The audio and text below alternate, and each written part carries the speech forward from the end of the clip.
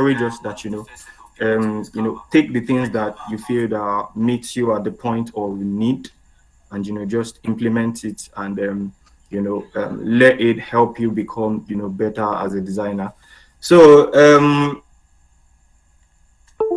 we all meet up during design discussions and talk about this design and that design, how to sell ourselves and all of that. But it's really one of the things that I think really is really important is the things that you're hot to do when preparing to take on an identity project. And I mean brand identity in this case, which is our focal point, right? And in fact, I'm even talking about any form of design project, right? It's really important, but narrowing down on brand identity,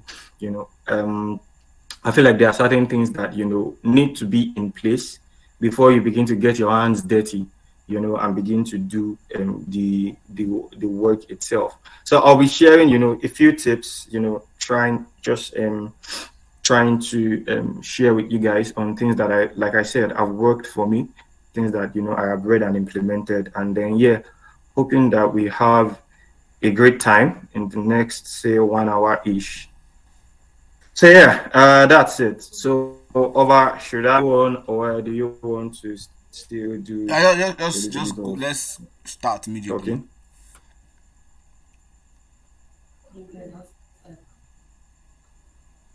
Hello. Yeah, I said, can you hear me? Hi, Hoba, can you hear me? I can hear you. Can you hear me? Yes, yes, yes. Yeah, I I said said, let's. should I go on, or do you want to do? No, no, just go on, just go on. Let's Do start you immediately. still? Let's start. Let's go into it. Oh, all right, fantastic. Yeah. Okay, okay, all right. Okay, so you guys just give me a second.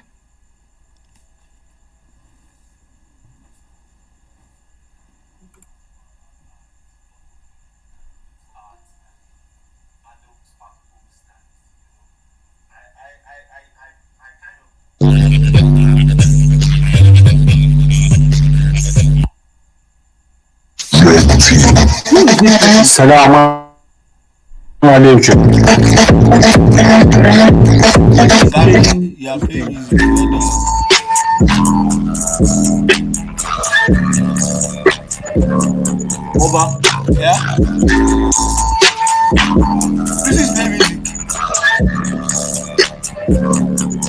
Yo, they don't ask. They don't ask. They Smoke don't ask weed for every permission. day. Hold up. Ah, They don't ask for permission. Smoke weed every day. Hold up. Smoke weed every who is day.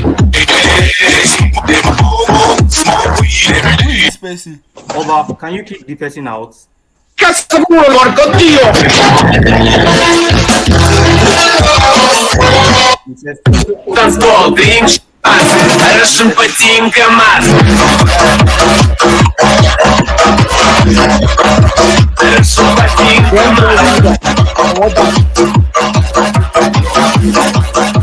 Хорошим ботинком маз. ah, wow, I beg no vex. interesting. That's rather fascinating. Ah, he busts me gone like big time. Ah, all right. Sorry, give me a second. Toby, can you hear me bring my pillow? Okay, so let's just have our discussion before the DJ comes. Like, okay, all right. So, we've seen this. So so we'll be discussing on tips that would help us in creating a lasting identity for solid brand strategy. So when I shared this idea when I shared this idea with Oba, and we had different ideas we were going to use for the design um for the session, and this before your design just kind of stuck. I think I am going to make it probably like do something else with it. It sounds like a very dope tagline, right? So essentially, guys, I'm Temidayo. I'm a brand strategist and identity designer. I'm the CEO and design lead at Octo Design. So that's me, to be honest. There's not so much to see here. So three key things to do before you design. A simple guide to building better iconic identities. So One if there's one thing I have found out, it's that as designers, especially Nigerian designers, one thing is always common, and that is that people tend to want to do things for money and not just for the sake of efficiency necessarily, right? Oba, are we recording? Yeah. Yes. Yes. Yes. Yes. Oh, okay, great. Right. So people just want to do stuff. People don't want to um many times people are tempted to just take on a project and just do it. Just do a logo, do a fine logo. Once the logo don't fine, once it don't set, you don't do it right. But if you actually are looking at upping your game, right, you need to up your offering, right? When we have conversations around increase your money, charge in dollars, all those things that we used to say. I find it somehow when we don't balance it with increase your service offering, increase your product efficiency, increase like what you are doing, increase how much your design is having direct impact on your clients, right? So how many of us have worked with clients and you just deliver the project and like that's literally like the end of it. Like you don't. I have worked with so many clients such that I see the logo I designed for them being used in such a terrible way that I can't even claim that I'm the one that designed it for myself. It's very terrible, right? And when you have experiences with so many of these things, it's kind of like begins to take a toll on your process, as a designer. So we're just going to talk about things that we often don't pay attention to, and also things that we need to know as designers before we kickstart projects.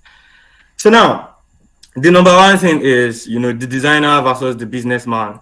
Now, personally, right, I feel like many designers um just know design. Like the best of their knowledge is their software and how good they are as a designer. And right now, I say this to the guys in my circle that I know I am obviously not the best designer out there. I mean, I've worked with Oba on a project, I've worked with a number of people here, and I have a team that I work with and stuff. I know I am not the best designer, but when it comes to business of design, right? I I know very few people that within my circle will kind of like I know that I do well in the business side of things, right? Not to blow my own trumpet, right? And the thing is, one of the first things that you need to do before you design is to change your perspective. Like I noted here, change your perspective. Now, what do I mean by changing your perspective? You must understand that you are not just a designer, right? You are a businessman who is in the business of design. You are first of all a businessman, and your business is design, right? So I don't know if we get what I'm trying to say, right? So all right, okay. I just checked the group now. I think we are all here now. Should be nobody left the meeting. Over everybody's here now, should be. Yeah. Yeah. We are here. We are here. Oh, great. Okay. So yeah, so like I was saying, right. So you're first of all a businessman, who is in the business of design. Now, when you think about it that way, it changes your perspective about a lot of things, such that you begin to see your design as, your craft, what you offer, right? You don't you begin to have a more objective, approach to how you take your designs, right? For instance, one of the ways that you know that you are not yet operating from the perspective of being in that psyche of a businessman who offers design is you have a very sentimental approach to design critiques, right? There are people that I used to be there, right? When you have this feeling that when people talk about your design, they are necessarily talking about you, right? So when someone says that this design is not fine, make it pop, you feel like they are saying that you are not fine and your life is not popping. and you begin to get peace, and your emotions begin to fly all over the place, and you're like, this, I don't want to work with this person again, all of that, right? And literally, that's literally one of the major sign of having not switched up your perspective, right, around design. And the thing is that if you don't begin to consider your design as your business that you improve on, that you invest in knowledge, in networking, in resources, in, right, you would literally find it hard to upskill, right, and to upsell your clients even when you are done with their projects, right? Because the gist is that the goal, I feel like many a times, one of the reasons why many designers suffer easy and quick burnout is that you feel like you need to do 150 design projects in a year before you can blow and make it. Trust me, you need one good client to turn your design journey around. I can tell you that by experience. You just need one. I was talking to Fatih yesterday, and we're having this exchange. We're just talking and having some discussion. And I told him that, see, guy, I would rather do one project and charge 2 million that will last for 3 months than do 10 or 20 projects. I would do 20 projects and charge 100K each. And you would have to do the 20 projects across 3 months. And that's like one major thing, that most designers don't get. Like, you don't have to do, you don't have to work with everybody that comes to you in this life, right? Once you change your perspective around design, right? Once you understand that design is my business, right? Every business, see, if you are a businessman, okay, I'm about to say something, let me rephrase it now. Every business, any business that doesn't define its target audience is going to fail, right? You can't be selling to everybody. Cannot be selling to everybody. So the same thing goes with design. If you are a designer and you feel like every single person in this life is your target audience, you are booking yourself like a quick ride, a fast train to Burnout Island. Do you understand what I'm saying? So that's the thing. You once you fine tune your perspective that, okay, I run a business. I am a businessman. I run a business, and the business I run is the business of design. It changes the way you approach things. It changes the way you think about things. It changes the way you, as we say, package yourself. Do you understand what I'm saying? Now, number 2 thing in this point, right, is be a result. The gist is that most designers feel that the work has ended when I do a final project. And is, if you want to build a sustainable business, you need to have repeat clients, or you need to have clients who put you on retainer or who pay you over and over again, right? So the gist is, if the best of your work, like, is just the visuals, and at the end of the day it's not producing the result like that your client requires it to produce, you're going to struggle a lot, right, with just having one-offs. Just do one-offs and go, just do one-off and go, just do one-off and go, right? So this whole year, like, this is July, August is in like very few months, and I think I have only worked on 4 projects, just 4 projects this year. And I can tell you categorically that I have made more from those 4 projects than the 30. I'm sure, I don't know. So last year, right, in December, I did this 20 days of branding challenge where I like displayed 20 design. I picked 20 design projects that I did in 2021. So I did over like 27 logos in 2021. I picked just 20 and stuff. And now, when I say that, most people, the next reaction of most people is, boss, Olo, you do that. But the gist is, if you collect 30K or 50K for 20 projects, you share, say at the end of the day, you go kill yourself last. Because, like, that's the thing. Like, you can literally, like, work for plenty people. But the fact that you are working for all these many people, you don't have the strength of mind to, really, really deliver on each and every project that you work on. Why? Because your project just ends once you deliver the file, or you just send in the file. And that's not how you build a business. You don't build a business by many one-off clients. You build a business by a few repeat clients. I don't know if you guys get what I'm saying. Like, can you just like drop a chat or something in the chat box or on the WhatsApp page? I don't know if you guys can hear me or if you are following me. Can you guys hear me? Are you following me? Yes, we Oh, can okay, hear you, great. sir. Oh, great, great, great, great. Okay, so I said like you don't build, a business with, plenty one-off clients, right? You build a business by, having, a few repeat clients. Do you understand what I'm saying? And then yeah, when you do that, and then you do that, and then you upscale, you get better. So the gist is one of the major things that you have to do if you want to shift from just being a designer to be a businessman who runs a design business is you must be result oriented. Like you must not be um um um how would I call it now? Your joy should not just be that you have done a fine logo. Your job should be that you have delivered a project, that will make your clients like that will push your client or even give them a hedge, to be successful. Because at the end of the day, if they don't onboard you on their team, there's very little you can do. But like at least you do your own best, right? So yeah. So and then finally on this point, I say you are an announcer. Design is your megaphone.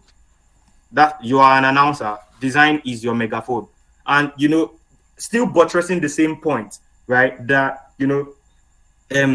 as a designer, right, you are the you and all that you have in your mind, and all that you have to offer, sure you get is goes beyond like the design, right? You can't give what you don't have. Sure, we don't have. So your design is only going to translate what you have upstairs, right? As a person, as a strategist, as a designer, in the sense of it. Sure, you get. So yeah, so when you think about it, right, what your client is coming for is, one thing I ask myself and one thing I tell my teammates in Octopus is, if we do any work that they can hire someone on Fiverr to do, like if at the end of a project what we have delivered is something that someone that is just like a point and kill designer on Fiverr that will collect $10, $5, $15, you get,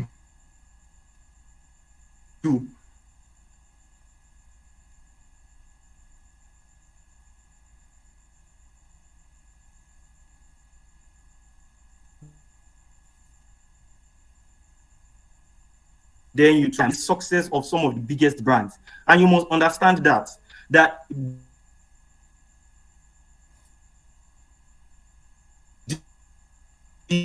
design is, I like design. Like literally, the one of some of the major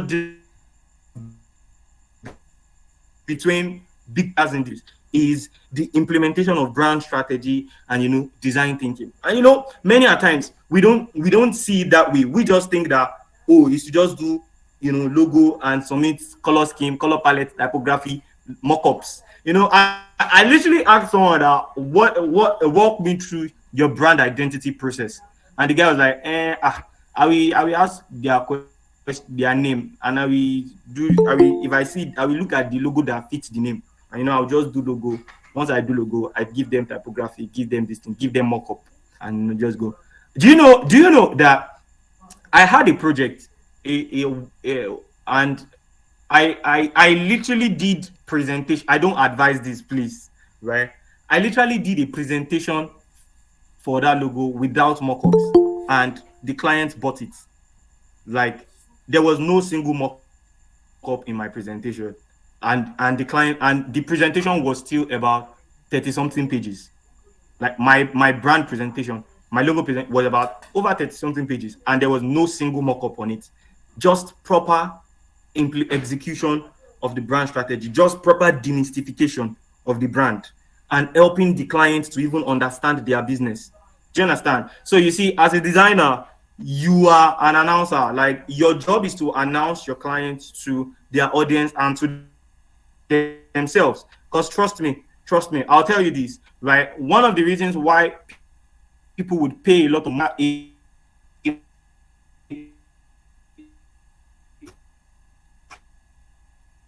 proper, right? So there's a project that we're currently working on at Octopus, and literally these guys are in like a very mumble strategy wise.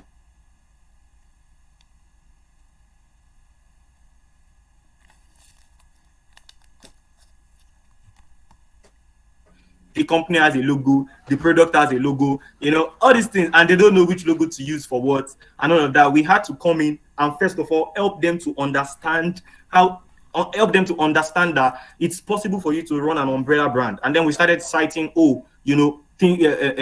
companies like Apple, that they have a company, and then they have individual products, and then companies like Google, have a company, have individual products that have identities that exist on their own. And then companies like Jumia, we have Jumia in itself, then we have Jumia Food, Jumia Travels, Jumia Shops, and they all have different identities of their own.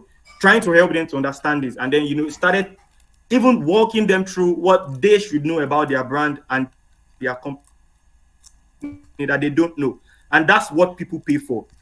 Everybody wants big money gigs, but the gist is that life is not a circus. Life is not an NGO. Trust me. If you want to if you want to make multi-million in design, you have to offer what someone that's on Upwork will not give you. Sure, you get. I'm sorry if I'm shading Upwork people. I'm like, there are people that do amazing work on Upwork. I won't lie. I follow Will Patterson, so he does this Fiverr challenge where he gives people work on Fiverr. Oba, you should know that thing. Do you know Will Patterson? Yeah, I know Who knows the Will Fiverr thing. I know the Fiverr thing. Patterson?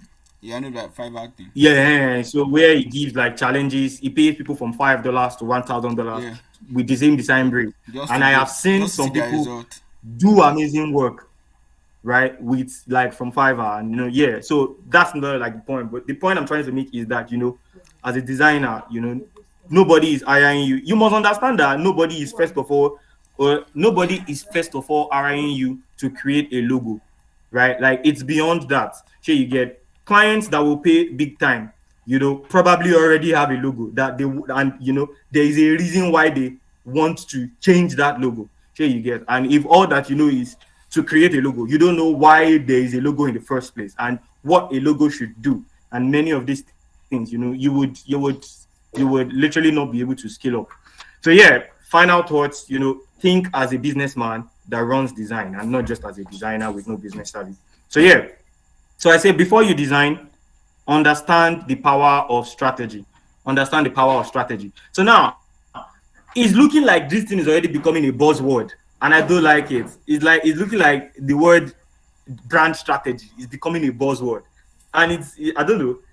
Is it a buzzword? I don't think it's a buzzword. I think it's something that has always been, and people have not been paying attention to it until more recently, when there's been like a major pump in design thinking. So I'll just ask like a few people what does brand strategy even mean? Everybody's shouting brand strategy. We are here because we saw brand strategy in the flyer. What does it even mean in the first place? But Swafa, what does brand strategy even mean? Like, waiting in mean, don't say. Sorry, pass me for a minute. I'm in a conversation. I'm in an external conversation. Just pass me for a minute. I'll speak last. Oh, okay. All right. Great. Fantastic. Great. Okay. Bill, Alpha. Bill, can you hear me? I'm with you, boss. Good evening. Oh, yeah. Now, what's brand strategy? This thing, everybody shouting brand strategy. What does it mean? Okay, talking about strategy, we talk about how the plan sets down the ideas, plans, and everything needed to bring a particular thing or a product to place, to bring it to life, to bring it to actually work out. I like that. Makes sense. Okay. Okay. Who else? Who else wants to give it a go? I'm trying to look at the list of people on this call. Popu, how far? Popu. Oh yeah, now. What's brand strategy now? What, from your perspective, like, what's brand strategy? Popu, you did? That means a pass. I didn't.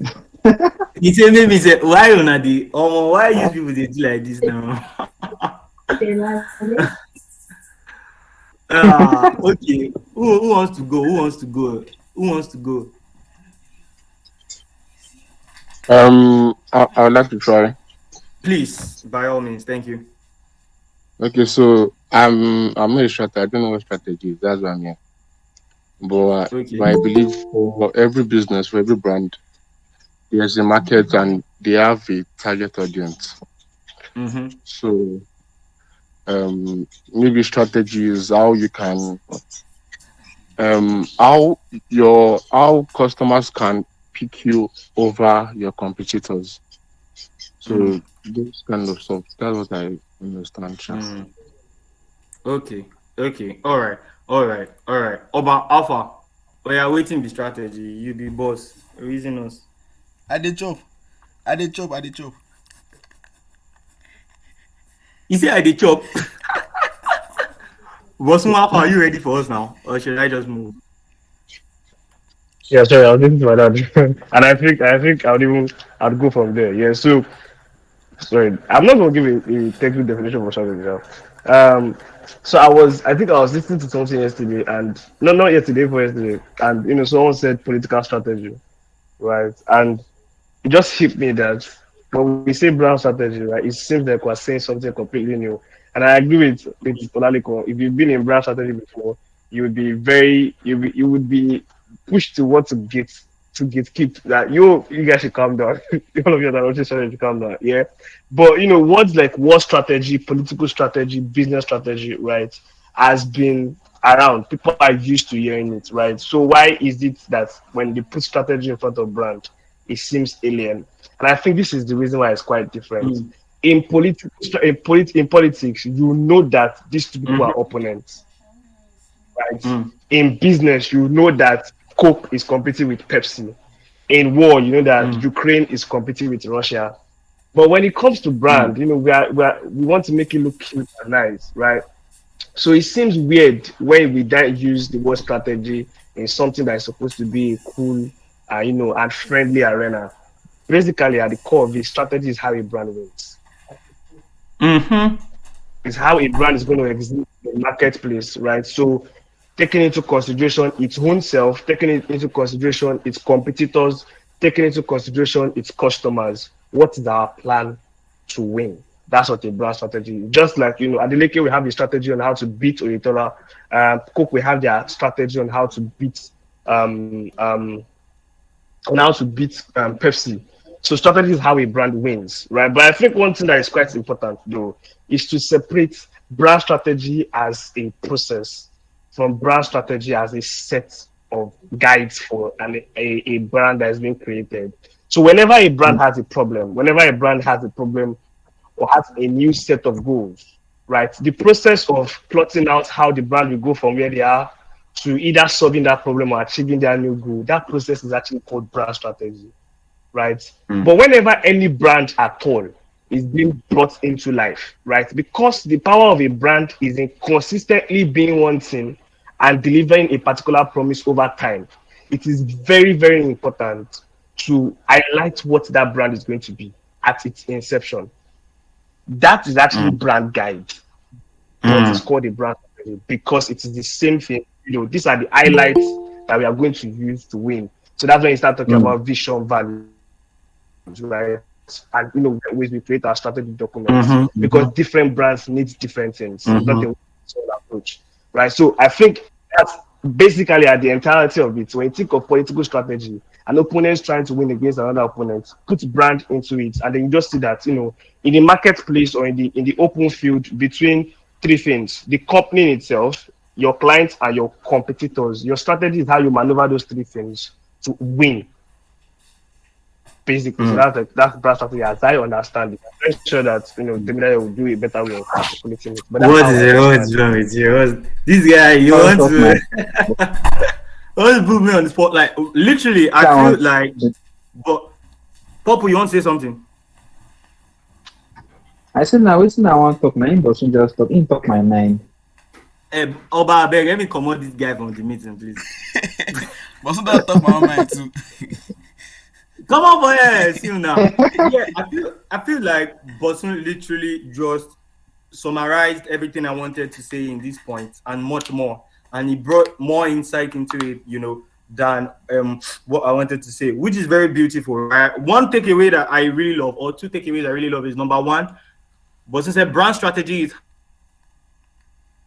how a brand works, right? Number two, brand strategy is how a brand wins. Those are literally like so powerful, very powerful statements that many people don't understand. And because we don't understand it, our approach to designing is very myopic and um, portfolio minded, as opposed to effective and business mind and result minded. I'll say that again. Many times, because we don't understand the idea of strategy, our approach to project is very myopic, very short-sighted and portfolio minded. You just want to do a cute design to upload on Behance. And or as opposed to doing an effective design that is actually result oriented. To be honest, if you want to be a game-changing designer, you have to move from a designer that designs cute designs to a designer that designs result-driven designs. To be honest, right? If you don't do designs that makes your client win, if you don't do designs that make your client, work as has been highlighted, to be very honest, right, you're going to find it very hard. Now, here's the thing. I have something written out here, and I say brand strategy is a blueprint that kind of like describes, how you want people to perceive you in the play in like your industry, right? So brand strategy is like a blueprint. That laid out guidelines that describes and helps you to pre-inform how you want people to perceive you as. Because here's the thing, branding in itself is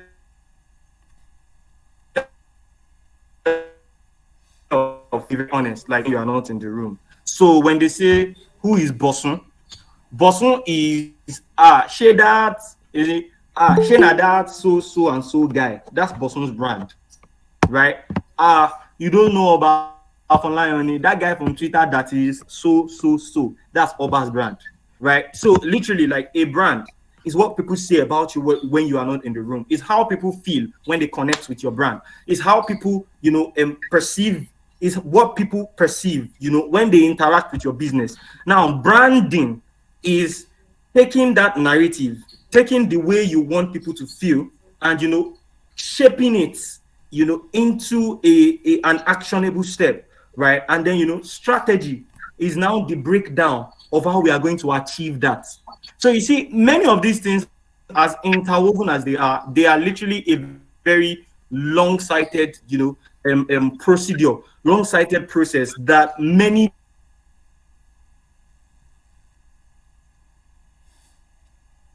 big brands don't understand. And one of the game-changing things you can do to your design journey is to move from just being someone who makes cute logos to being someone who makes effective and iconic identities, right? And that's the thing. Trust me. See, no business wants to pay you $1,000 to do something that is cute. Anybody that is dropping big money will pay you to do something effective.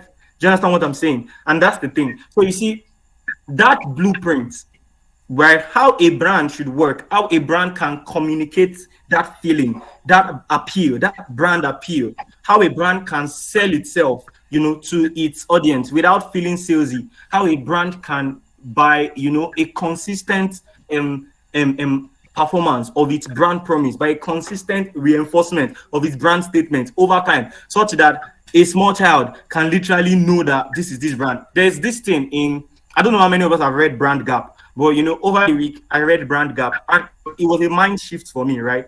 So there was a test. There were like a couple of tests on how to test if you have a competent strategy. And one of the tests was verbal branding test. So now, verbal identity is kind of like how your brand sounds, your brand tone, your brand appeal. Do sing, welcome, I meet you. That's my boss. How a brand sounds, how a brand, how a brand can be recognized by its tonality, right? In copies, in designs, in social media, and all of these things. Now, so the author, I think is Martin Meyer, said something. He said that if we covered your logo in your ad flyer and people cannot recognize that it is your brand just by your copies, then you have not done well in creating a sustainable, executing your strategy.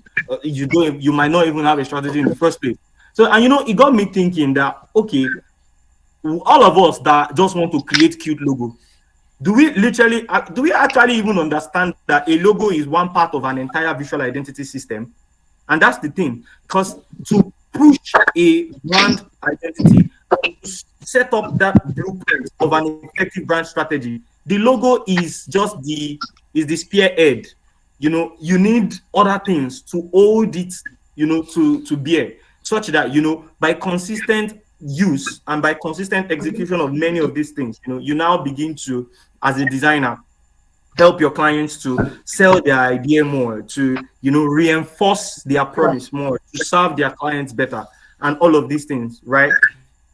And then that is it essentially. Now, I said that your client is a tangerine, peel slowly. Hey, I just said tangerine in public. Tangerine. Now, how many of us have tried to peel a tangerine very fast, and it's just this and pour inside your eyes? Who has it happened to before? Yes, sir.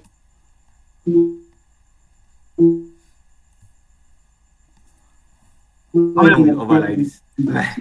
Like literally, like you can, and that thing can be very painful, right? So now, what I'm trying to say in essence is, many times before you design, you need to literally sit down and ask your client a lot of questions in order to be able to now build, that strategy for them. Because I can tell you for a fact, if clients know what will work for them, they won't come to you. The reason why they are coming to you is because they don't know what will work for them. Or some of them might know, but they need that professional insight to bring an oversight to what they are doing. Do you understand what I'm saying? And that's the thing. So you see, when you are sorry, give me a second.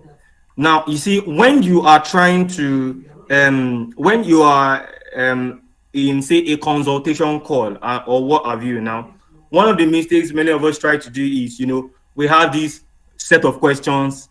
One, set of questions. You are just asking everything. Asking, wait, I've not asked this one. I've not asked this one. And you try to be so rigid. And at the end of the day, you just ask questions about how they want their logo to look, as opposed to how they want people to feel when they engage with their brand. And that's the thing. As a designer, as a brand strategist, as a brand identity designer, right? Your job is not just to create a cool logo. Your job is to help your brand, your customers, sell the narrative of their brand appeal to their audience over and over and over again with creative design materials. I don't know if we get what I'm trying to say. And essentially, that's the thing. Because many times when many of us jump on consultation calls, just ask question, what's your favorite color? What's all of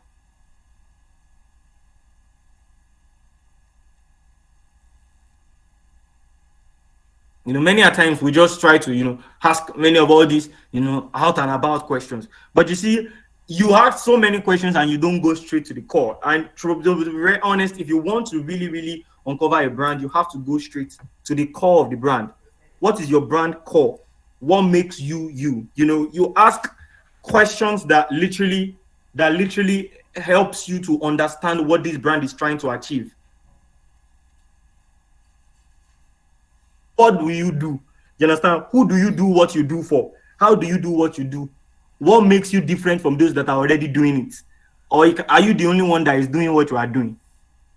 Like, ask those kind of questions that helps you to get into the mind of your customers or your clients. You get into their mind. You understand what they want to do. Do you understand what I'm saying? So you see, ask questions like, what is the metric of success for you at the end of the day if we carry out this identity project? How do you want to be perceived when you are not in the room? What is that thing that you give that makes you different from your client? Many of the times when I'm on consultation calls, I try to make my clients feel very, very, very comfortable and tell me their backstory, tell me their brand story. Why did you start this business? Like, is it based on survival, Shakpa, you want to defeat Shakpa, or is there a story behind it? Understand their big story. Understand what was going on in the mind of the founder or the startup founder or your WhatsApp, even if it's a WhatsApp client. Understand what they are trying to achieve. Like, for you, is this just a means of survival, or is there something more about this business that you would like to bring to bear? And those are the things that helps you to get the entire picture of, of the brand you are trying to to sell, and unless you know where you are going. Many times as designers, we just, I guess maybe because we are so, you Shakpa is everywhere. But trust me, I have, 5 to 6 consultation calls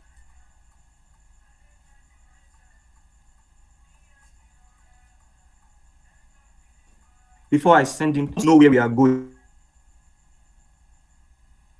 My like I have done. I only have 3 cases of my clients not liking their logo. 3 cases. Why? Because I'm not saying that I'm obviously not the best designer out there. Like, Boson is here, Dunsin is here. Dunsin literally taught me design, right? But like, one thing I try to do is get into the client's head. When you begin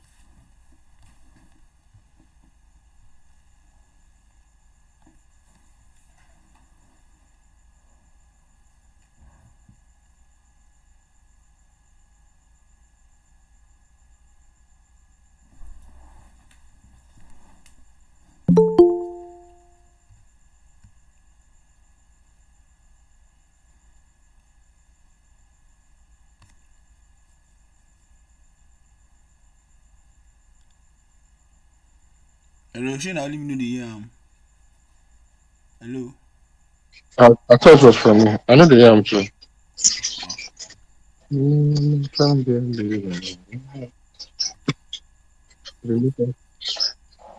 can you I hear can't me? hear him.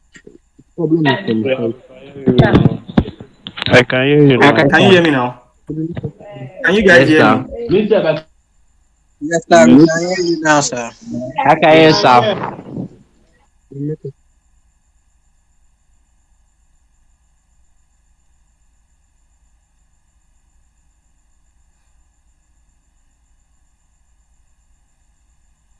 Okay, sorry, my router went off.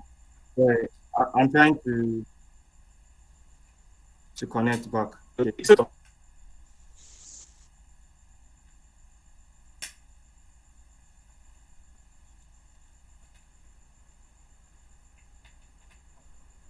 right. Okay, can you guys hear me now? I think I've switched to my Wi-Fi. Sorry. See, yeah, go easy. This one say rich man problem. What's all this one now?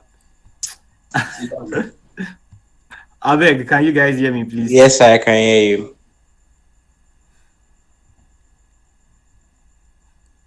All right, fantastic. All right, great. So essentially that's it. So I was saying, let me just run through this quickly because I think our time is already like fast spent, right? I think I have less than 10 minutes to go. So yeah. So I said key strategy terms that you should know as a designer before you design, and well, things like your client's big story, their unique selling point, USP, their brand promise. What are they promising their clients? Some brands promise, their clients free and cheap stuff. Some promise fast stuff. Some promise easy access. Some promise, we are the bank of the free. Even if now their R is silent and they are now charging us 15 naira on transfers, and all of these things you get. Some promise, we are customer centric. Some, that unique thing that makes your client different from other people that are doing it. You need to understand it, and that is where you capitalize, your entire strategy on to literally bring to spotlight that thing that makes your client different from the other people in their that are like running their business and stuff, right? So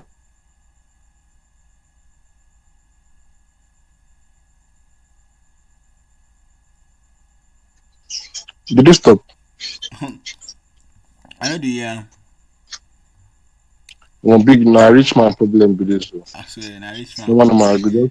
good. They just put your phone for airplane yeah, mode. so you need to understand things like their brand persona, how oh,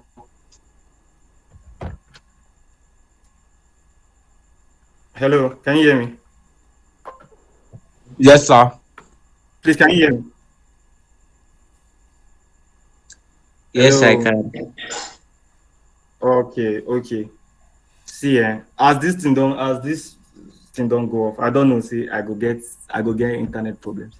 Okay, but yeah, I think that's about it, right? So, many of these things are really important for us to know. So yeah, so this is my last point, right? Be business savvy. Be business savvy, right? Be business savvy. So first point, yeah, don't act hungry. Like, I don't know, it's very it might seem like I'm not taking a jab at anybody, but like, please, I beg you, as much as possible, like, don't come into a negotiation, with a client looking hungry or feeling hungry and stuff. Because the gist is, people will spend, people will will spend, or they will be willing to disburse, to someone that they feel is worth it, right? Trust me, nobody wants to be the first person. Nobody wants to be the first person to give you, $10,000 for an identity project. I'll tell you that for a fact. Nobody wants to be the first person to do that. So if you act as if you have never seen it in your life, trust me, probably they are, everybody's just going to feel like, this guy is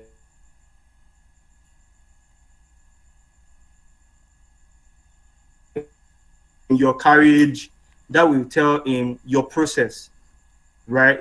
Many of us have online portfolios and all of these things, but how automated is your onboarding process for clients? In fact, do you have an onboarding process for clients? Do you understand what I'm saying?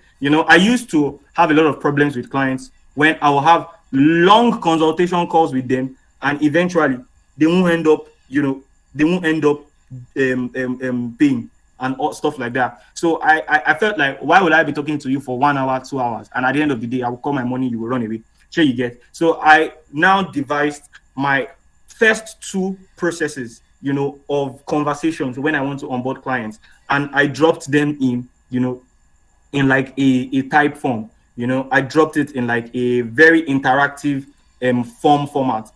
So when you meet me, oh, Temidayo, I want to do an identity project. I want to do that and da. I send you the first one. The first one has preliminary questions. What do you want to do? How important is it to you?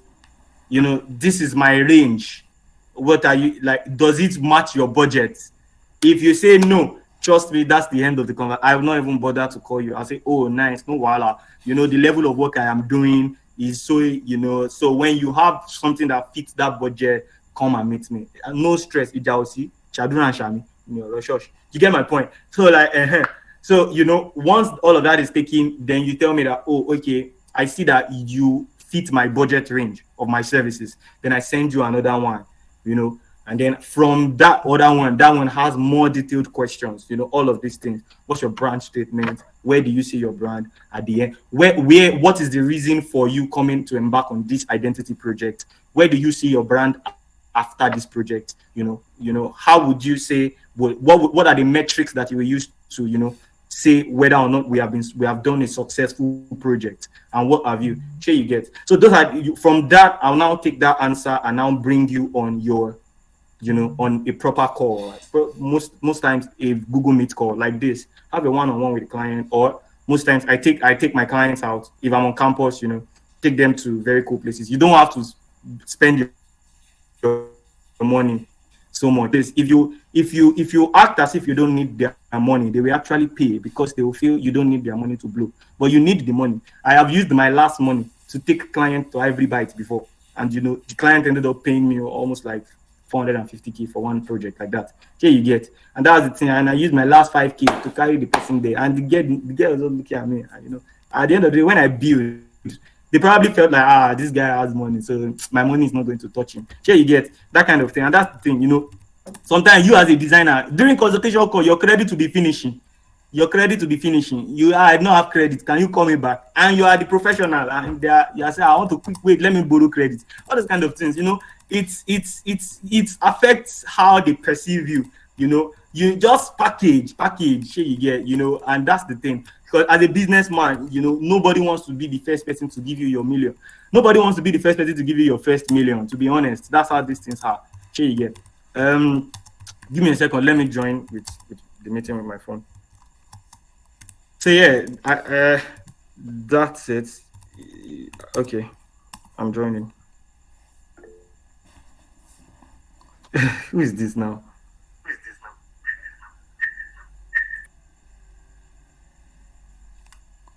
Can you guys hear me? Please give Jesus a wiper if you can hear me. All right, great, amazing.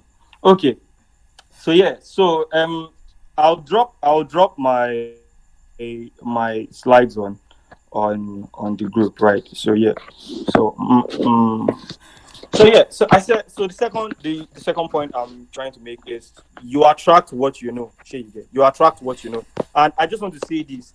You know, a lot of people have this idea that, like I said when I started the discussion, that design is design is just about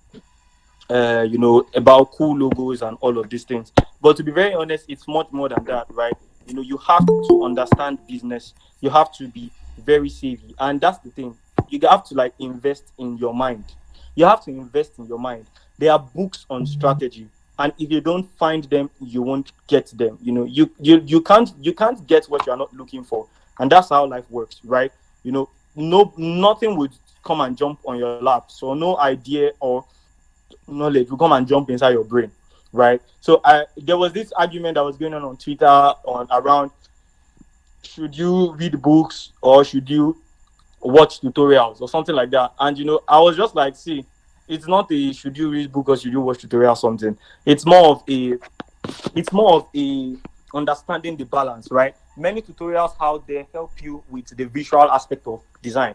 But if you actually really, really want to understand the strategy and business aspects of design, right, you need to like check out proven strategy books. I can give some recommendations and all of that will help you to be a designer, that offers much more than cool designs and all of that. So you get, but it's really important that you are able to give your client much more, way much more than just cool logos. You have to give something that is effective and all of that, right? So yeah. So and then I said lastly, always ask questions. Like I feel like I can't overemphasize this enough. To be very honest, right? I can't overemphasize this because the thing is, many times we get itchy to kickstart we get itchy to kickstart a project that we feel like we are asking too many questions. And to be very honest, right, you must never allow any client put you on the spot like that. Oh, you are asking too many questions and all of this. And if we are being honest, to be like, clients will feel more secure and safe with you when they see that you are aiming to understand their business as opposed to just getting their money and going. Like they'll feel more safe with you. I've seen it happen. Like right from the first call that I have with clients, they are still a little bit uptight and all of that. By the second call, we are already flowing. By the third call, they are already like telling you, this experience they had with this customer, and when they started, how they started. I know they begin to unveil, informations to you about what makes their brand what makes their brand different, what makes it stand out. And then you are beginning to pick this information and pick this key information. And it helps your process. It helps your process and all of these things. So I feel like it's very important that you ask questions. Like I said, don't start until you know where you are going. Like until you know their brand statement, until you know their brand promise, until you know the metrics of success, until you know their target audience, until you know what their target audience likes, what will appeal to the demographic they are targeting, until what necessarily would be the most expected outcome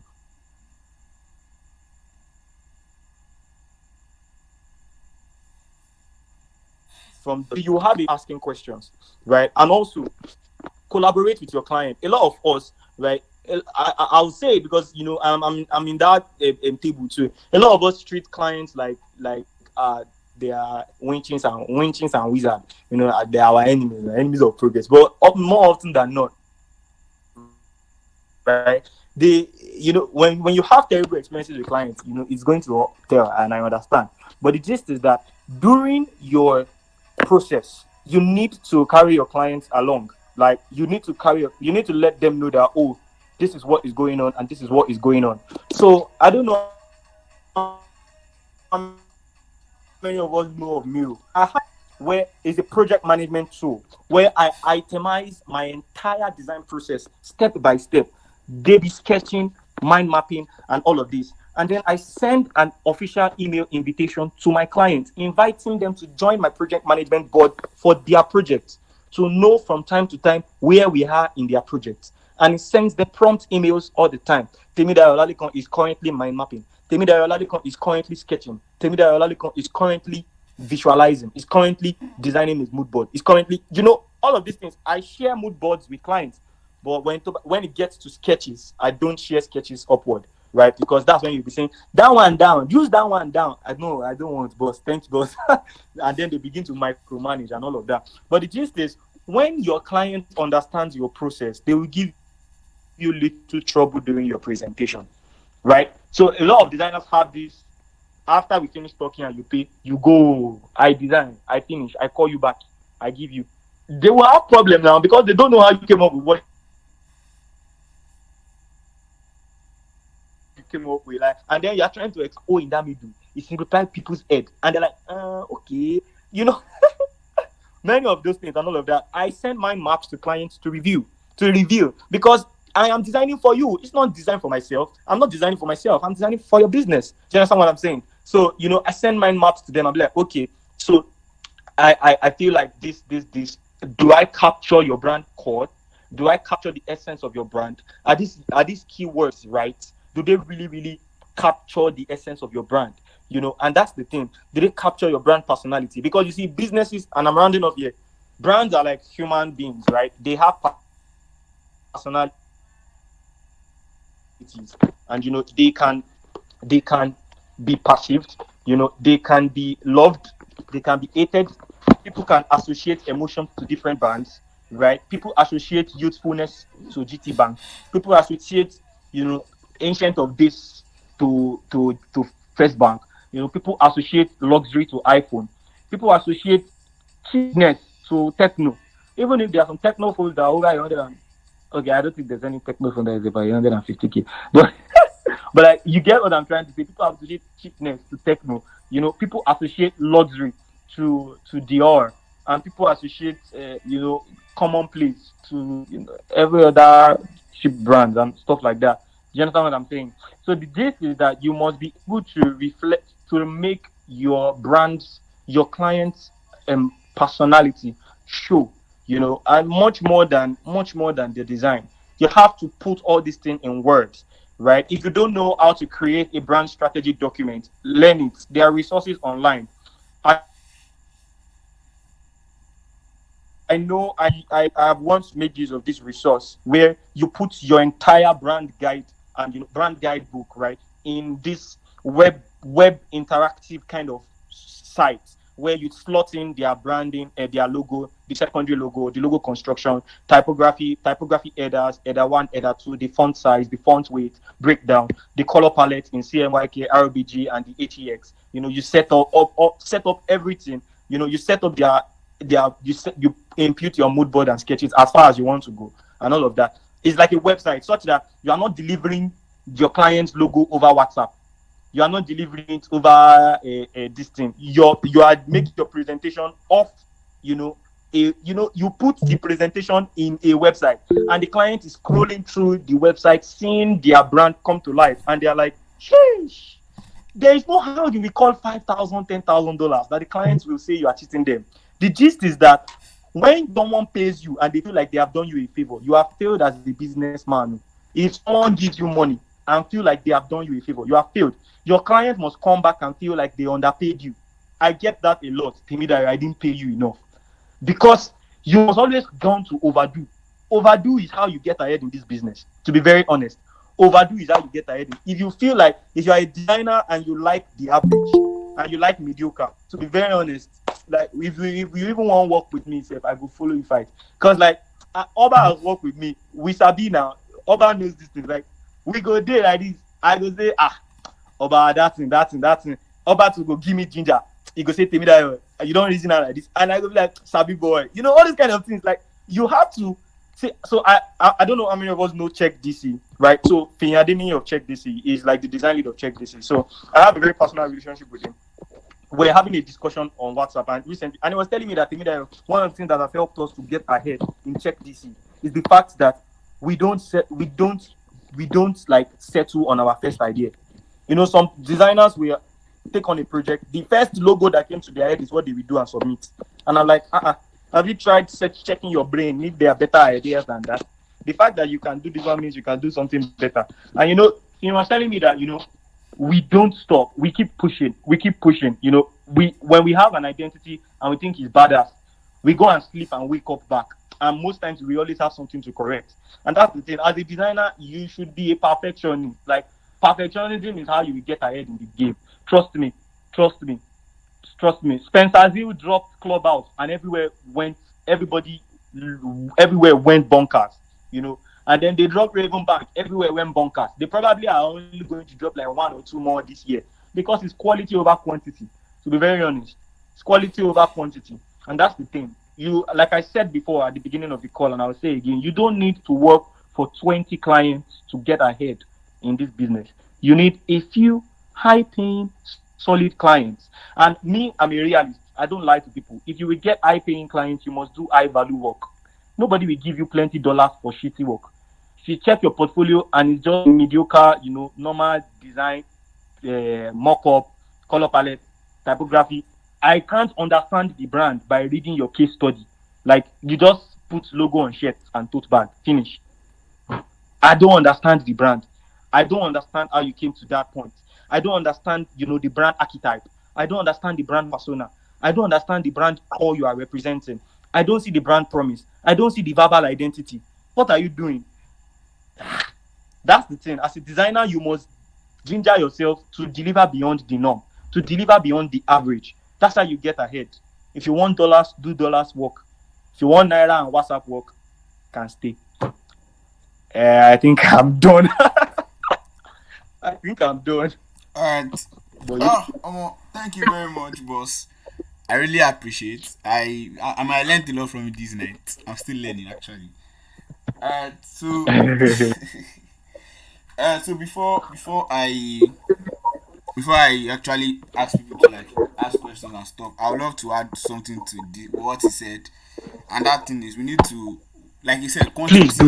He said something about quality over quantity. I mean, a lot of people want to work on projects every month, work on brand identity designs every month, and collect big small money. Yeah, but the idea is if you can work on good projects, like 4 good projects in a year, and you earn well, it's actually better because it gives you time to like work on to learn while creating. For example, he said we work together. Yeah, I learned a lot from him, from designing icons, from thinking ahead. Like he literally sketched the logo the first time we talked about this project, and we were like, oh, this thing is not solid enough. We spent a lot on it, a lot of time on it, and we came up with something good. So you need to like spend time on projects. You need to understand what the brand is doing, what they want to do. And there's a question I want to ask Temidayo. Yeah, so there's a question. So today, I was in a meeting with my boss at work, and we had a long conversation. The issue is this.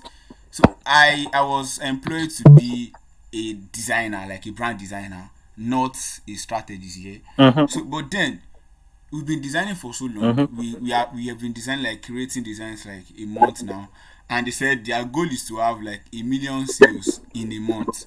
But currently, before they employed me, they had just 50,000 naira in a month. Currently, they have 200,000 in a month. So they said, I'm not doing enough. That the design must do this, must do that, must do this, must do that. Yeah, how do you think, coming from the angle of marketing designer, how does strategy work? No, it's not just like it's most of these marketing designs are just posted on Instagram. They are used for ads. But how does strategy comes in to make this thing work like in a company? Okay, that's actually a very brilliant thing, right? Now it's very sad and pathetic that in Nigeria, single designers are given the jobs of a team to do, and they put the pressure of a team on single designers, right? So it's just one you.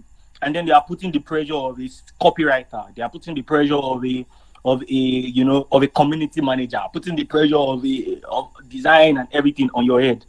And to be very honest, one thing that I would say that can help you, right, is to further dig into the brand's selling points and to refine the target audience. Then use the information you find to implement in your designs. Now that would mean I no go lie you. That would mean that you are going to have to do extra work than you are paid for. However, you want to address that, I don't know. You could literally approach them and say that, okay, if this is the goal we are trying to reach, this and this and this are what we need. However, I don't think my current role will warrant me, or I don't think my current job description, dictates that I am able to execute many of these things, right? But Alright. if you feel that these things and this and this are what we should do, which are my professional suggestion, from my inside, right? We can always negotiate, can use that to upsell yourself and all of that. But it's a Nigerian company. I don't know if that will work. But anyway, what I'm trying to say in essence is you can do it for yourself as a proof to yourself. So you get the gist is that sales and marketing is not in your hands, to be very honest, because you are just meant to drive in. You are meant to drive in attraction, and that's the thing. To be very honest, sales in itself is a wrong metric to use for a successful design project in the sense of it. Now, revenue generally is is like the reason why anybody will do a brand identity project. Sure, you get at the end of the day, Yeah. but like saying that this figure of sales is how we used to know if Oba is doing his design well enough, if his typography is good enough, if the color contrast is good enough. That's not a proper metric to use to measure a visual identity, job. Sure, you get. You should rather make the metrics engagements. Now, however they convert that engagement is now left to the marketing team. Your job is to attract. Design is the hook. Design is the bait. Marketing is the hook. Do you understand? So design is just the bait that you will use to say, and then when people come, they close the deal. Are you on the marketing team? No, yeah, like in our company, yeah, they paired us in groups. So the Mm, designer, the digital marketer, the social media manager, we are all under marketing team. Yeah, because mm, the mm. CEO was like, we need to like work on. But the only issue I have with them technically Obviously. is they just want money Mhm. because they've been spending money, so they want money. Like And they just want. that's not good enough. I mean, I told them that that's not it Okay, because if come. everybody wants money, you can't go into people's house and force them to patronize you or Ah, use your services. You need to let them understand that you are trustworthy, you are reliable, and like you are mm, available in the market. But they know the year, mm, so but now design they come like this. Say mm. it's And not that's like the amount. And you have to clear them and let them know that direct sales is not a right metric for measuring visual identity. Interaction is a because I know that brands even that I don't even know. Once your design fine, I go like them and I'll probably drop that my aeroplane emoji I always drop everywhere. Sure you get on your comments and I leave. Sure you get. So you are now, but I feel like at the end of the day, from a more realistic perspective, so that you know go lose your job, right? You might want to have a sit and talk with your remaining guys, the brand, the marketing, the digital marketing guy, and the community guy, and you now work them through an in-house strategy, brand strategy, and say, okay, these guys just want money, but we know it's not money that makes people drop money, right? Sure, you know that people drop money for what they feel is more important than money, and that's the thing. That's actually the thing.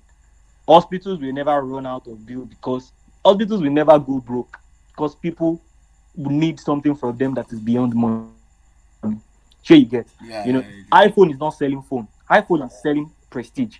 iPhone is selling a feeling. There's a way you begin to carry your shoulder when you buy a MacBook. You begin to now start working in cafe and you be working in restaurants and you be snapping work picture that you not snap with your Dell. You start snapping it with your MacBook. Why? Why? You have never taken mirror selfie in your life. You buy XR, you start to take mirror selfie. What changed? Like, that's the thing now. You have bought a philosophy, and that's the thing. You have to use philosophy is what sells, not direct. Come on, if you are telling someone come and buy from me, come and buy from me, they will never buy. It's philosophy that sells. People have to have you need to push a philosophy, and that's what you guys need to calm down and think about. And probably if your CEO is someone that is rational, call him down and sit him down and say, I get that money is what you guys want, but we can't make sales by telling people that will come and buy from us. We have to sell a philosophy. What's that philosophy you want to sell that other competitors are not selling? If it's good living, if it's fast transaction, if it's safe transaction, if it's customer loyalty, if it's customer centric services, for crying out loud, eBay, Shopify, all of them, they are doing the same thing. Why is Amazon getting ahead? Because Amazon's brand statement is we are the most customer centric company in the world. That's their brand statement. Most customer centric company in the world. And that's the thing. All they do is for their customers. And they bring new products for their customers. They take feedbacks from their customers. Every improvement is for their customers. Every upgrade is for their customers. And that's how they get ahead in the business. And they are making that money at the end of the day. Except if you are in a disruptive industry like Tesla or many of all these guys that SpaceX and Elon people that you definitely make. How many people are doing robotic car properly? But if you are in all these Tiwa businesses, you are doing startup, you are doing fintech, you are doing edutech, you are doing agrotech, you are doing meditech, bro. There are plenty. You have Sophie that others are not selling, and sell it with your visual identity. And that's the thing. If you don't understand the philosophy before you design, your company will still be broke after you do the design. Now the thing. Or does anybody have anything to add? I don't Yeah, know. Maybe I've been saying that was rubbish since morning. yeah, man. Sorry. My Oga is here. Oga that will I greet you.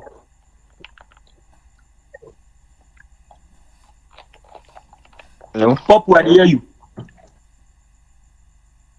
Yeah, sorry. Can anybody hear me? So yeah, based on what Oba was talking about, I have like a kind of related similar question like that.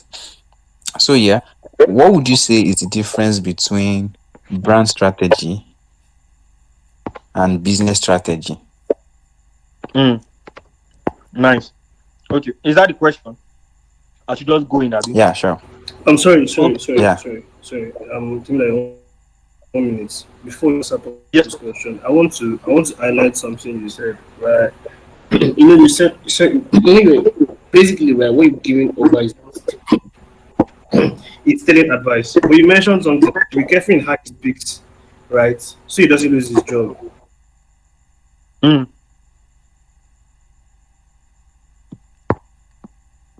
Complex your job, Boston? right? Because what you Okay. just give him is like a hook area.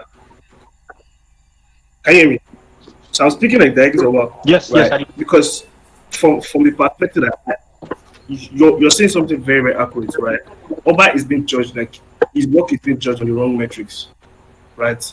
But I think that he needs to have before he starts addressing how to actually achieve those metrics, he needs to have a conversation Mm. with his CEO on why exactly his CEO Mm. hired him. Because if someone Mm. believes that black is white, you cannot tell him, okay, this is how to achieve white. You have to go and first convince Mm-hmm. him that black Mm. is not white. If not, you're Mm. wasting your time. Because the next thing he's going to tell Oba is, since you know this thing, how they do them, you become a strategist and it's now on the same salary. On the same salary. Oba, you hear me? I hear you. Do you understand what I'm saying? So, first one, I think the most important question to ask him is this: why were you? Why did you hire me? Right? Do you understand? Like, what are you measuring my work by? Because the honest truth is this: if you measure, it is obviously very wrong. I can't imagine working in a place where you measure your sales by my design. Ah, like so, if you don't do marketing, if you don't even do promotion, it is whether my design is fine or not, right? Like it sounds absurd to me, right? Because I mean, To be very like Temidayo mentioned, Temidayo mentioned, the design is just debate. Every other person has to work for it to work, right? But I think you should have a conversation with the guy on and to understand, okay, what is his expectations from you as a person before you begin to look at yourself in the team. That will help you know how to maneuver that situation, right? Because if you guys have gone from 50,000 to 200,000, I'm impressed. That's good. Mm-hmm. Like that is actually like very solid growth. It means you guys are growing, right? Now it means obviously as a team, you guys are doing very cool stuff. You guys are doing the right thing, but you need to clear yourself first because, like you said, so you don't lose your job, number one, and so you don't go and collect another job on the same salary. So if you have that clear conversation and understanding with him, right, from the place of okay. So this is what you expected from me. All right. So let me now share what was my own expectation when I was coming into the job, right? Now, if both of you understand, I mean, and this is dependent on whether the person is a reasonable person or not, right? If both of you can see, okay, how different you're looking at the coin, you guys can now redefine a new coin. Now, that could be you playing a strategy role and getting a salary increase, and now knowing that okay, I've increased my responsibilities, or him adjusting his expectations, like he should be expecting things on the team and not on you. And I'll give you a very practical example, right? So where I work at a startup, right? I work one of the places I work, sorry, right? I work Oh my on the god, market on the man. market. One of the places where I work. No, the way I do is so I work in a startup, right? And my role actually is product marketing slash design. And I joined it intentionally because I wanted to see the role that marketing, that design actually plays in marketing beyond brand, right? Now, because of that role, I am the one I put the design into. So we use a system. We don't post to ourselves. So I put the design into the system, right? Now I've realized that strategy person will do his work, content will do their work. Basically, everybody will sign off on their work, and I will design, right? And I will just share the design. Okay, you what's up? Any comments before I put this into the system, and then the CEO probably just randomly checks because it's not usually in chat. It's not involved in the process, and then sees it, and then he will begin maybe the error now from content. The error could even be captioned. But now me, that oh, not supposed to what's up, how far this now? Do you know what I'm saying? Now, obviously, my role is design. So why exactly am I the one receiving that review? I used to get pissed until I realized that the reason why he actually put me in charge of automation is big of putting the design into buffer is because, and he mentioned it when I got Spara before he mentioned that the reason why is because when I'm absent, I trust your taste. Now listen to this. When I'm absent, I trust your taste. So you're my quality assurance guy. So it's not about where the problem went wrong. It is the problem should not get passed to Boston. Just that now that I understand that, oh, that expectation is on me. Before I even get to design, I go, do you get it? If I see an error in the content, I mean, I now go and check the content board and I like that what's up, this might not fly. So that it gets corrected before it gets to my hand and I'm not repeating designs. So if you can clarify expectations, no go add to your work. No go become strategist designer and they pay you for design. Do you understand what I'm saying? If you can clarify expectations with him, right? Because the moment you clarify everything Temidayo said, like especially having that conversation with your team, do you understand on okay, how I'm going to collaborate. But I think there's also the place of this. I mean, it is obvious from what Temidayo said, right? That your work shouldn't be judged by sales, right? You need to understand, okay, what role my own job is to make this thing beautiful enough for it to be promoted, right? If you can have that conversation on expectations with him, understand his expectations, and you clarify where you can clarify. That way you can dodge the bullets, or accept the bullet and make sure that what you're getting for that bullet is worth it. Right? I don't know if I've done a good way of adding that. I just want to put that on. Yeah, but so that's very brilliant. To be very honest, that's very brilliant. Yeah, thanks for that. Oba, you don't say it like that. You teach me more. Yeah, do it like this. Maybe give it yeah, up. 10 on the go. Anyone with Yeah. question? So make we just gather all the questions, make I answer am once. Yeah, questions, please.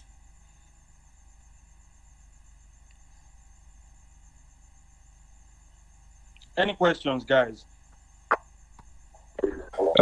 Good evening, everyone.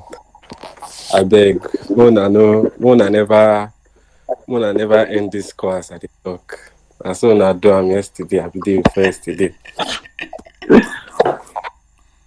Anyways, I just came on board and I didn't like catch up with what has been going on. So, I would really appreciate if there can be a quick recap. I know, say I don't deserve it, but I go really There's a Yeah, you appreciate. don't recording. There's a deserve it. recording. Eh? There's a recording. Okay, no We problem, no spent like problem. 1 hour But already. I still no go mind if recap day. Quick, My own just laptop, quick. my own laptop don't almost die. Oh. Ah, Listen, make you no good die. make you no go No worry. die. Uh, guys, by the way, Fabs is like our product lead on in Octopus. So Who be he's a that? big man. Who be that? Na Fabs, na Olo. Who be Make una deal Fabs? am. All right, guys. So, any questions again? Let's say that I should just answer Popu's question and we'll just move. All right.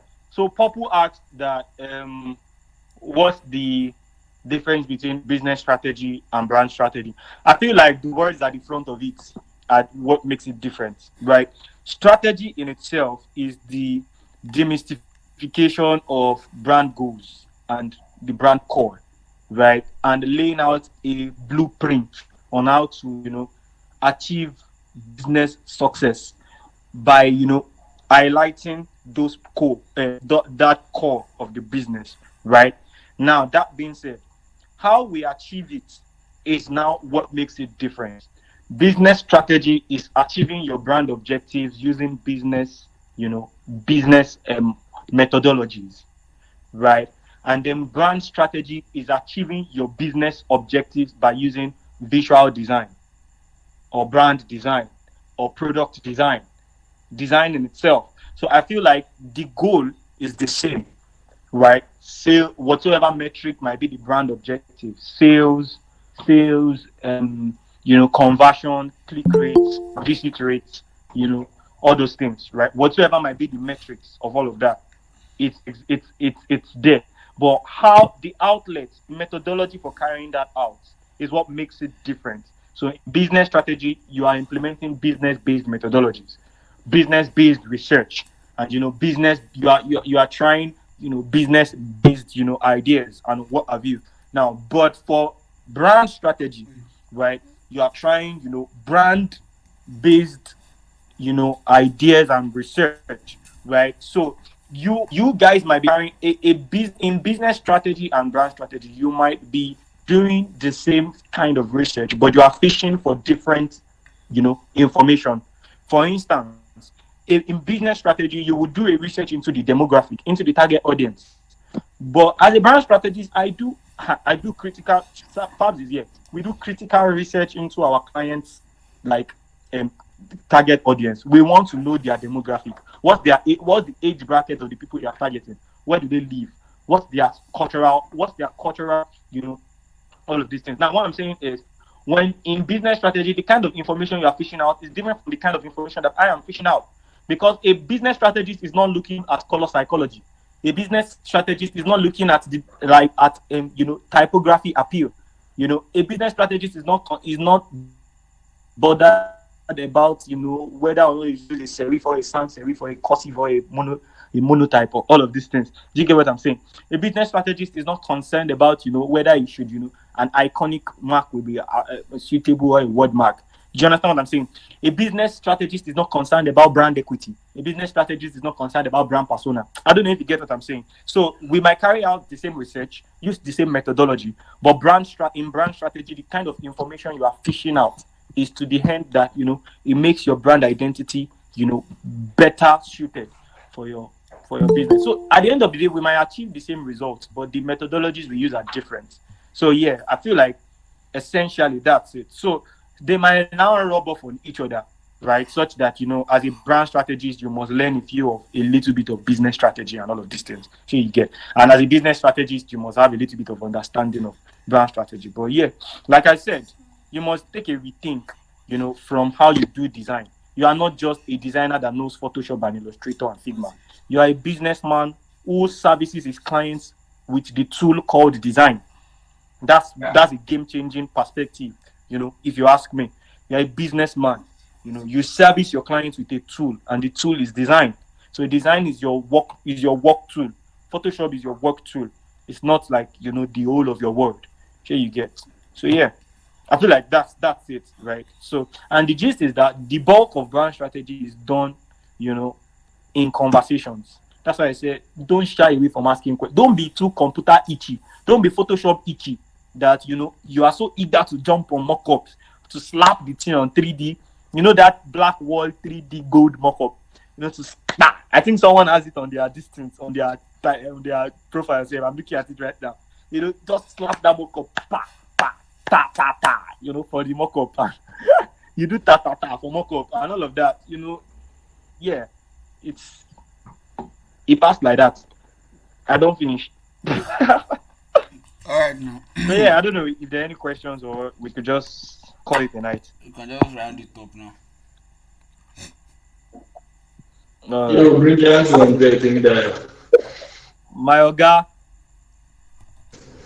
Thank you. Yeah, I agree too. Thank you very Well much, done. Temidayo, for the session. I enjoyed myself actually, and I believe everyone here enjoyed themselves. So, yeah, I love your display picture, by the way. So yeah, so since you don't have any other question, so let's just call it a day rather, not a night. Yeah, but na night today, na boss. I have a question. Wait first. Sorry, I'm Temidayo. Are you hiring? Yes. Wait, actually, see, the person who hired the first person who hired. No stress. Where should I send my CV to? It is okay. The wine. Temidayo, I did serious now. Make I send my. I don't get CV. Unfortunately, I don't get CV. I don't get portfolio. Waiting you just talk. My face. I don't feel like Look my face. I feel like. Wait, it be like I feel like person say job opportunity they fly around job. I dey find work. No work. How about your camera? No work. I cook, I build, I shoot. my Twitter bio. No work. What do they do? Great stuff. Thank you so much, Temidayo. Like.